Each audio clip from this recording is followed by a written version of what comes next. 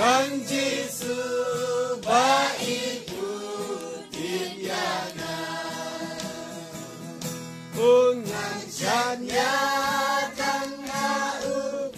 ai kan jagat bajan, kan rendur ruhau, utiana kambang, ai tertekan subah. Kamper Kang Yesus baik utiana, Sumaria piadu bagus,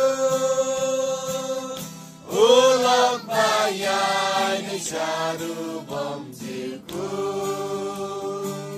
Kristus jubah mati kota Sumaria pisenya dutau, Leon Sumaria roti si jompi, Ulong kasti badunya keulenti, Ulong nong adong ronbat nong yala, Aruti jai unyalam, Leun Sumaria piadu bagus, ulang bayan syadu bom cirku, Kristus jubah babadi kotya Sumaria bisanya lutau, Leon Sumaria pika padang ya pi unger kubaro shijing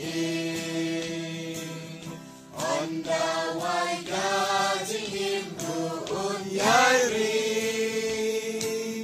adu unyalam jalan kayingi, Leon Sumaria piadu bagus, ulang bayai ni syadu bom jiku, Kristus jubah mati kotya Sumaria bisenya lutau, Long lemadu ya sempa,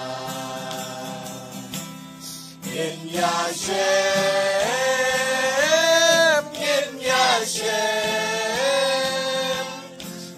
ya shem, magadisu, ya shem. In Yashem.